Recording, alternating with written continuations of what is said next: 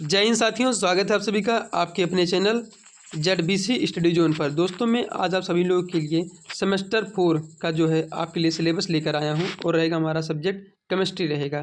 ठीक है, यहाँ पर जो है सबसे पहले आप इसका जो है कोर्स टाइटल देख लीजिए। क्या है कोर्स टाइटल? तो हमारा quantum mechanics and analytical technique के बारे में जो है यहाँ पर पढ़ना रहेगा। ठीक है, अब सबसे पहले जो यहाँ पर दिया गया है सबसे पहला यूनिट, उसको हम देखते हैं। हम जानते हैं कि जो BSc होता है उसमें जो है प्रत्येक जो सेमेस्टर होते हैं उसमें जो है टोटल 8 यूनिट जो है डिवाइड होते हैं। तो मैं क्या करता हूँ, सबसे पहले यूनिट से जो है स्टार्ट कर देता हूँ। तो देखिए सबसे पहला यूनिट क्या है हमारे पास, ध्यान से देखिएगा। Atomic structure. ठीक है, एटॉमिक स्ट्रक्चर के बारे में पढ़ना होगा। एटॉमिक स्ट्रक्चर के अंतर्गत क्या है हमारा idea of de Broglie method बेब। ठीक है, जो हमारा ये लैम्डा इक्वल टू H/mb, इसको जो है पढ़ना रहेगा।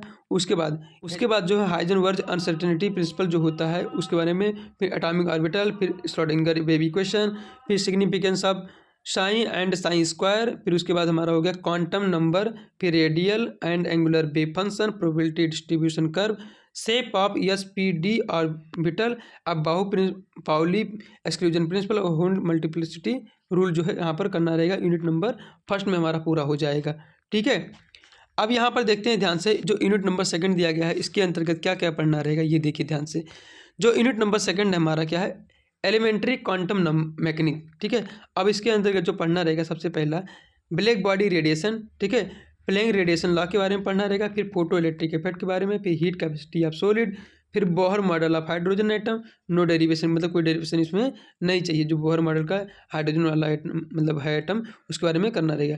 एंड डिफेक्ट, इसका जो है डिफेक्ट क्या होगा उसके बारे में पढ़ना रहेगा। फिर जो हमारा कॉम्पटन इफेक्ट होता है इसके बारे में पढ़ना रहेगा। फिर हमारा जो है डी ब्रोगली हाइपोथेसिस, फिर हाइजेनबर्ग अनसर्टेनिटी प्रिंसिपल, फिर यहाँ पर दिया गया है हैमिल्टनियन ऑपरेटर के बारे में पढ़ना रहेगा। फिर Schrodinger wave equation, time dependent and time independent दोनों रहेगा।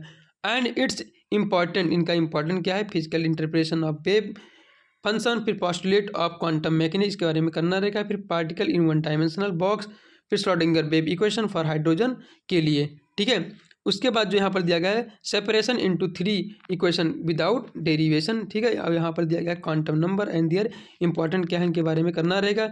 फिर यहाँ पर दिया गया hydrogen like wave function, radial wave function और एंगुलर वेव फंक्शन, यहाँ पर इसके बारे में करना रहेगा। उसके बाद जो है मॉलिक्यूलर ऑर्बिटल थ्योरी, इसके बारे में MOT के बारे में जो यहाँ पर करना रहेगा। फिर यहाँ पर दिया गया है basic idea criteria for forming molecular orbital from atomic orbital, से जो है कैसे मॉलिक्यूलर ऑर्बिटल बनता है इसके बारे में करना रहेगा। फिर नीचे दिया गया है यहाँ पर construction of molecular orbital by LCAO। ठीक है, और यहाँ पर जो दिया गया एग्जाम्पल H2+, ठीक है, बारे में आयन के बारे में दिया गया है। ठीक है, calculation of energy level from wave function. ठीक है, मतलब एनर्जी का जो है कैलकुलेशन करना है। ठीक है, कहाँ से, वेव फंक्शन से। उसके बाद physical picture of bonding and anti bonding wave function के बारे में करना रहेगा। फिर यहाँ पर जो दिया गया है concept of sigma and sigma star, pi and pi star orbital and there characteristic कौन कौन से होते हैं उनके बारे में करना रहेगा। अब यहाँ पर यूनिट नंबर थर्ड देखिए क्या है। तो यूनिट नंबर थर्ड का नाम है मॉलिक्यूलर स्पेक्ट्रोस्कोपी। ठीक है, इंट्रोडक्शन में देखिए इलेक्ट्रोमैग्नेटिक रेडिएशन यानी कि EMR के बारे में पढ़ना रहेगा। उसके बाद हमारा हो गया रीजन ऑफ स्पेक्ट्रम के बारे में, फिर basic feature of different spectrometer जो हमारे होते हैं, ठीक, उनके बारे में, statement of the Born Oppenheimer approximation, फिर डिग्री ऑफ फ्रीडम क्या होती है इनके बारे में पूरा करना रहेगा। अब नेक्स्ट जो यहाँ पर दिया गया है रोटेशनल स्पेक्ट्रम। ठीक है, अब नेक्स्ट यहाँ पर दिया गया है रोटेशनल स्पेक्ट्रम के बारे में पढ़ना रहेगा। क्या है, डायटोमिक मॉलिक्यूल के बारे में, फिर energy level of rigid rotor, फिर यहाँ पर दिया गया है सेमी क्लासिकल प्रिंसिपल। ठीक है, फिर सिलेक्शन रूल दिया गया है, फिर स्पेक्ट्रल इंटेंसिटी, फिर डिस्ट्रीब्यूशन यूजिंग पॉपुलेशन डिस्ट्रीब्यूशन, इसके बारे में जो है आपको करना रहेगा। फिर यहाँ पर जो है आपको पढ़ना रहेगा मैक्सवेल बोल्ट्जमैन डिस्ट्रीब्यूशन। ठीक है, फिर उसके बाद जो है आपको पढ़ना रहेगा यहाँ पर डिटर्मिनेशन ऑफ बॉन्ड लेंथ का जो है डिटर्मिनेशन कैसे कर सकते हैं। उसके बाद qualitative description of non rigid rotor isotope effects के बारे में पढ़ना रहेगा। अब यहाँ पर देखिए जो हम अभी पढ़ चुके हैं ना, हमारा हो गया कौन सा, रोटेशनल हो गया। अब हम पढ़ेंगे वाइब्रेशनल, उसके बाद फिर रमन। तो देखिए जो है वाइब्रेशनल में क्या क्या पढ़ना रहेगा।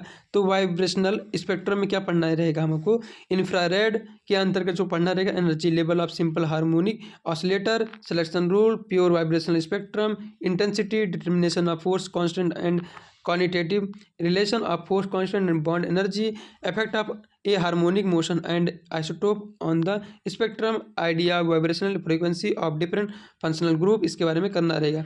फिर यहाँ पर दिया गया रमन स्पेक्ट्रम, तो concept of polarisability, pure rotational and pure vibrational, फिर Raman spectrum of diatomic molecule, फिर सिलेक्शन रूल, फिर इलेक्ट्रॉनिक स्पेक्ट्रम, फिर concept of potential energy curve for bonding and anti bonding molecular orbital, फिर qualitative description of selection rule and Franck Condon principle जो है आपको यहाँ पर पढ़ना रहेगा रमन में। अब यहाँ पर जो है यूनिट नंबर 4 दिया गया है, क्या है, यूवी विजुअल स्पेक्ट्रोस्कोपी, यानी कि अल्ट्रा वायलेट विजुअल स्पेक्ट्रोस्कोपी के बारे में पढ़ना रहेगा। सबसे पहले जो दिया गया है ओरिजिन ऑफ स्पेक्ट्रा का, ओरिजिन कैसे होता है इसके बारे में, फिर interaction of radiation and with matter, उसके बाद फिर fundamental law of spectroscopy and selection rule, type of electronic transition, lambda max, chromophore and auxochrome, फिर बैथोक्रोमिक हाइपोक्रोमिक शिफ्ट जो पढ़ना रहेगा, ये बहुत इंपॉर्टेंट होता है, intensity of absorption, application of Woodward rule, उसके बाद for calculation of lambda max for conjugated dyes हो गया, इसके बारे में पढ़ना रहेगा। फिर यहाँ पर एसाइक्लिक के बारे में पढ़ना रहेगा, और यहाँ पर होमो एनुलर हेट्रोएनुलर के बारे में, फिर एक्सटेंडर कॉन्जुगेटेड ट्रांस आइसोमर के बारे में पूरा पढ़ना रहेगा यूनिट नंबर 4 में। ठीक है, अब यहाँ पर देखिए जो यूनिट नंबर 5 दिया गया, इसमें क्या पढ़ना रहेगा, बहुत इंपॉर्टेंट हो जाता है हमारा इंफ्रारेड स्पेक्ट्रोस्कोपी के बारे में, IR। ठीक है, अब यहाँ पर दिया गया सबसे पहले fundamental and non vibration molecular vibration के बारे में, फिर हुक लॉ, फिर सिलेक्शन रूल, फिर यहाँ पर जो है IR absorption position of various functional group के बारे में पढ़ना रहेगा। फिर effect of hydrogen bonding conjugation किस प्रकार होता है इसके बारे में पढ़ना रहेगा। फिर रेजोनेंस ऑफ रिंग साइज और ऑन IR एब्जॉर्प्शन के बारे में पढ़ना रहेगा। फिर fingerprint region and significant application in functional group analysis and interpretation of IR spectrum of simple organic compound, इसके बारे में पूरा आपको यहाँ पर पढ़ना रहेगा।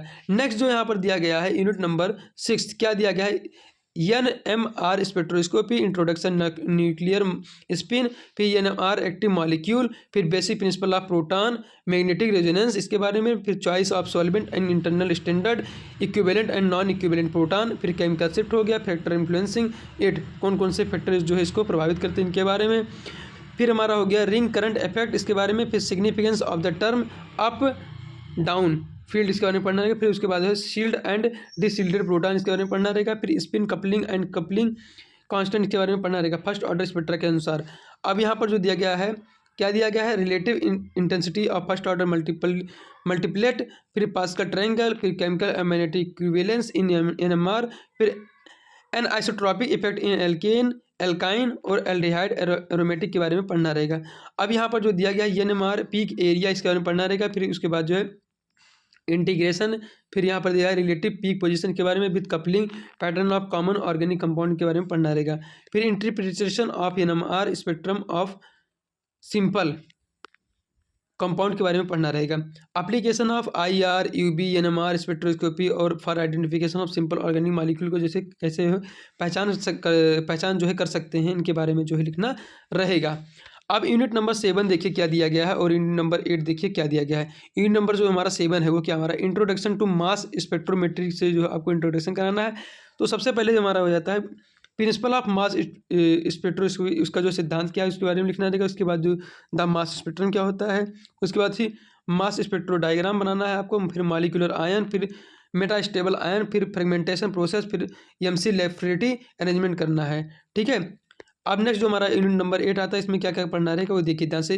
तो हमारा आता है सबसे पहले देखिए सेपरेशन टेक्निक आता है। ठीक है, अब यहाँ पर देखिए जो हमारा होता है क्रोमेटोग्राफी, ये इस यूनिट से ज़्यादा इंपॉर्टेंट हो जाता है। ठीक है, क्रोमेटोग्राफी जो होता है हमारा वो इस यूनिट से जो है ज़्यादा काफ़ी इंपॉर्टेंट हमारा हो जाता है।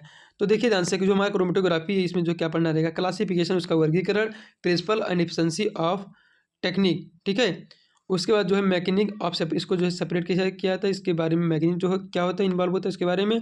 फिर एब्जॉर्प्शन, पार्टीशन और आयनिक एक्सचेंज कैसे होता है इसके बारे में। फिर डेवलपमेंट ऑफ क्रोमेटोग्राम जो हमारा फ्रंटल होता है, इल्यूशन होता है, डिस्प्लेसमेंट मेथड होता है, इसके बारे में आपको करना रहेगा। अब यहाँ पर जो सॉल्वेंट एक्सट्रैक्शन होता है इसके बारे में पढ़ना रहेगा। क्या क्या है यहाँ पर, उसका क्लासिफिकेशन, उसका प्रिंसिपल, उसका जो है एफिशिएंसी ऑफ द टेक्निक क्या होता है, इसका मैकेनिज्म ऑफ इसको जो है किस प्रक्रिया द्वारा जो है इसको निकालते हैं, इसके बारे में पढ़ना रहेगा। ठीक है, सॉल्वेंट एक्सट्रैक्शन को। उसके बाद जो यहाँ पर दिया गया extraction by solvation and chelation के जरिए।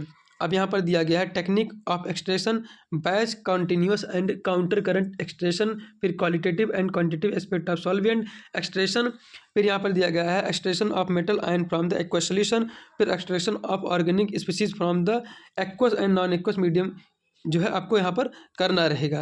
तो टोटल जो हमारे पास टोटल इतना सिलेबस था, इनको जो है आप एक एक जो है यूनिट को अच्छे से देखिए और जो है अच्छा नंबर एग्जाम में गेन करिए। मिलते हैं किसी नेक्स्ट वीडियो में एक नए टॉपिक के साथ। That's all.